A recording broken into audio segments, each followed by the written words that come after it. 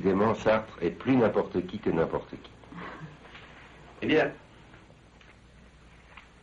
vous comprenez, quand je dis tout un homme fait de tous les hommes, ça vaut pour moi comme pour tous, et ça signifie par conséquent une telle communauté en profondeur entre les gens que vraiment ce qui les sépare c'est du différentiel.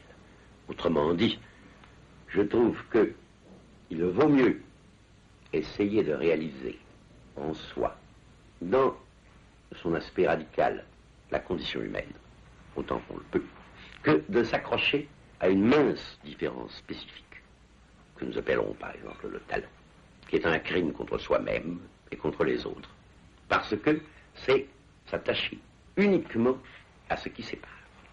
En vérité, quand je dis que je suis n'importe qui, je veux dire les différences qui font l'objet de vanité, de recherche et d'ambition sont si minces qu'il faut vraiment être très modeste pour les rechercher. Et en même temps, on se mutile.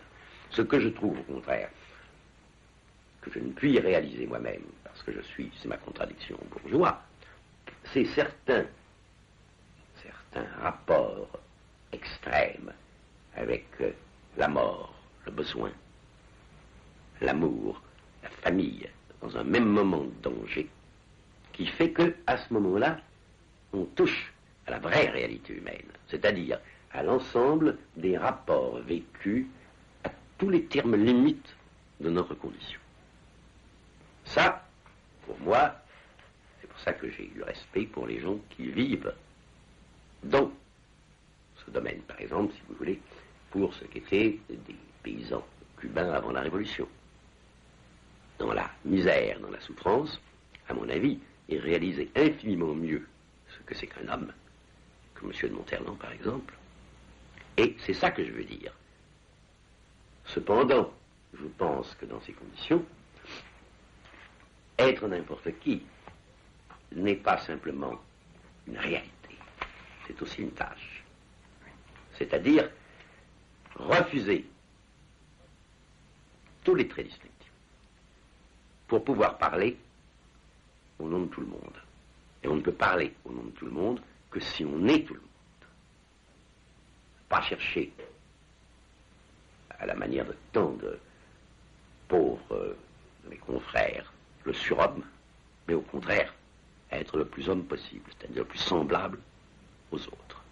Donc il s'agit en effet d'une tâche.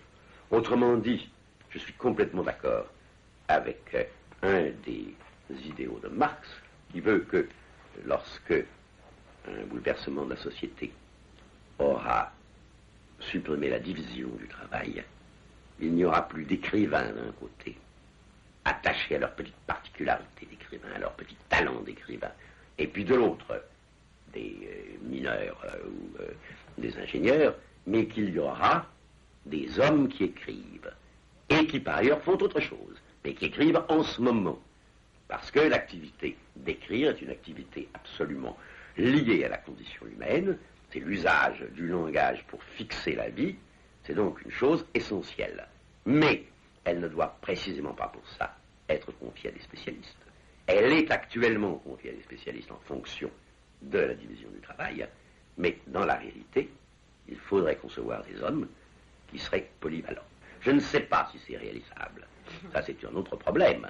Je sais qu'en tout cas, nous devons essayer, chacun individuellement, les écrivains, par exemple, de penser les choses comme ça. Et le prix Nobel de littérature aurait été une distinction. Le prix Nobel de littérature aurait été précisément une petite distinction, un petit pouvoir, une séparation. Moi, je n'ai de rapport qu'avec mon public. Mais est-ce que vous auriez accepté, Sartre, le prix Nobel de la paix? Non, pas plus que le prix Nobel de littérature. Ce que j'aurais accepté avec reconnaissance, c'est le prix Nobel au moment des 121. Parce qu'à ce moment-là, je n'aurais pas considéré comme me distinguant, mais comme une preuve de solidarité dans des pays étrangers touchant une action radicale contre la guerre. À ce moment-là, oui. Mais je n'aurais pas considéré comme étant à moi. Comme un acte politique. Comme un acte politique. Et Nobel de littérature ou Nobel de la paix? Peu importe à ce moment-là. Ça aurait été quand même, bon. C'est ça, ça aurait d'ailleurs résolu Contradiction. La contradiction, absolument. Mais précisément pour ça, on ne l'a pas donné à ce moment-là, mais cette contradiction n'est pas possible à résoudre. Dans Les Séquestrés d'Alpena, votre pièce, il y a un personnage, le père, qui est chef d'un grand empire industriel et qui dit à peu près ceci, parlant à son fils, à qui il a décidé de léguer son empire. Il lui dit, voilà longtemps que je ne décide plus rien, je paie des gens pour me faire connaître les ordres que je dois donner. À cette différence près que vous ne payez personne, quel est actuellement votre pouvoir de décision par rapport à la personnalité Sartre telle qu'elle est constituée aujourd'hui? Il est de plus en plus mince. Vous comprenez? Au fond, d'une certaine manière, ça revient à dire, comme Valérie, on est plusieurs Socrates et l'on meurt un seul. Il y a des possibilités qui disparaissent. Seulement, ce qui est plus compliqué qu'il ne le dit, c'est que ce n'est pas seulement le poids des choses faites et dites qui diminue de plus en plus la liberté de décision, mais c'est aussi le poids des choses faites et dites dans la mesure où les autres leur prennent et vous constituent comme une certaine personnalité. Il est très certain que quand j'avais 8 ans et que j'ai décidé d'écrire, je ne voulais pas être un intellectuel. Je ne savais même pas ce que c'était. Je voulais être un écrivain. Mais, évidemment, le choix comprenait en germe une nouvelle décision qui m'a fait devenir très tôt intellectuel et choisir vers 18 ans la philosophie, en même temps que la littérature. Mais ensuite, il est certain que le début de mes travaux ne débouchait pas sur la politique, ne débouchait même pas sur l'humanisme. C'est la période que le Castor a racontée dans La force de l'âge. Et puis, après, monde a fait qu'il a fallu s'engager dans la résistance, par exemple, ou en tout cas avec la résistance, qu'on a pris une première position politique.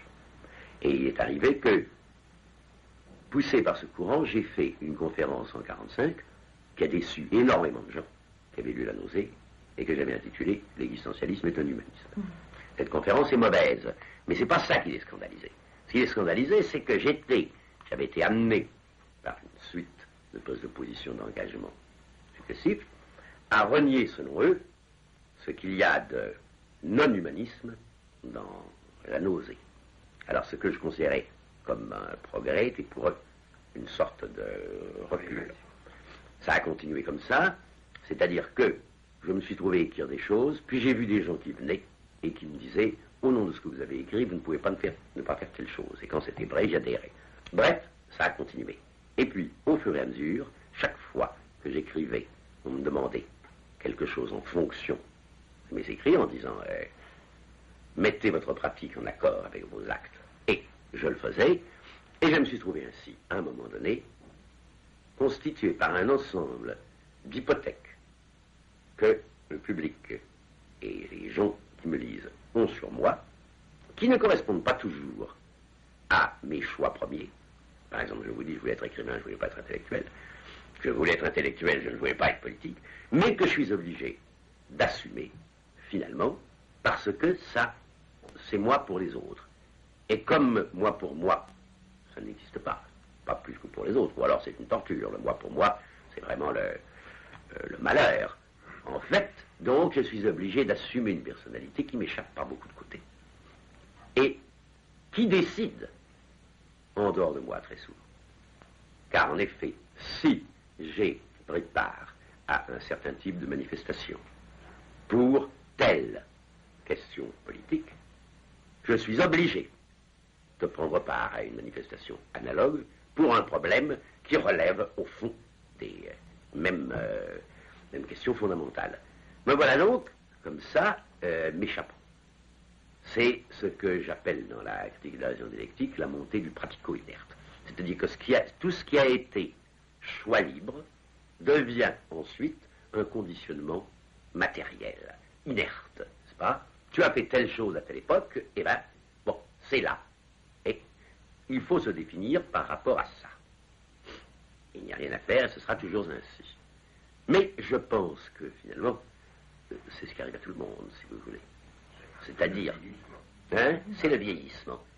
C'est-à-dire que Horst a fait un très bon article là-dessus dans les temps modernes, qu'il a signé Gors, je crois. Il y a un vieillissement social qui n'a rien à voir avec le vieillissement psychologique ou physiologique. C'est tout à fait autre chose. C'est le fait que, par exemple, lui disait, maintenant, je n'ai plus l'âge où je peux changer de carrière parce que je suis trop vieux pour que un apprentissage long soit rentable. Donc, je n'entrerai pas dans telle carrière. Donc, je suis de plus en plus confiné à la mienne. Finalement, c'est ce qui m'arrive aussi. Il m'arrive aussi, j'ai renoncé de très bonne heure à mes rêves d'être danseur de cordes, que j'ai eu quelquefois vers 8 ans, sans gêne. Je dois également renoncer, finalement, à être autre chose que cette espèce de composé hybride de ce que j'ai voulu être et de ce que les autres m'ont fait.